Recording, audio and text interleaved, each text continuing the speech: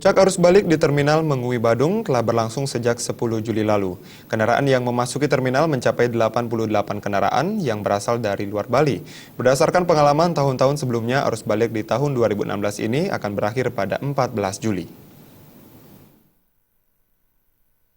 Kepala Unit Pelayanan Teknis Terminal Mengui Badung, Gusti Bagus Mudiarsa mengatakan, arus balik di Terminal Mengui dari H+1 Idul Fitri belum menunjukkan peningkatan. Memasuki H+2, arus balik mulai meningkat. Pada 10 Juli terjadi puncak arus balik dengan jumlah kendaraan yang memasuki terminal mencapai 88 kendaraan. Penumpang yang tiba di Terminal Mengui mencapai sekitar 3.000 orang yang berasal dari Surabaya, Malang, Banyuwangi, dan Purwokerto.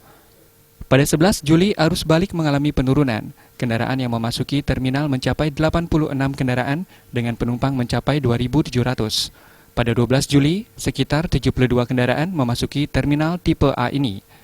Gusti Bagus Mudiarsa menambahkan berdasarkan pengalaman tahun-tahun sebelumnya, arus mudik dan arus balik melalui di Terminal Mengui diprediksi selalu mengalami penurunan.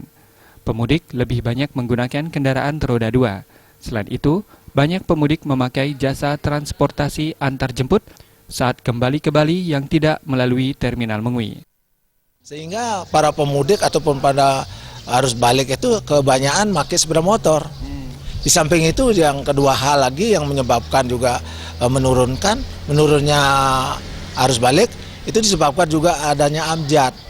Artinya trayek-trayek yang menjamur oleh amjad, begitu dia naik dari rumah sendiri, dia sampai ke tempat tujuannya sendiri. Jadi dia tidak masuk terminal. Arus balik akan berakhir pada 14 Juli. Dengan demikian, dalam 2 hingga 3 hari ke depan, aktivitas di Terminal Mengui diperkirakan kembali normal. Suparyana dan Saputra,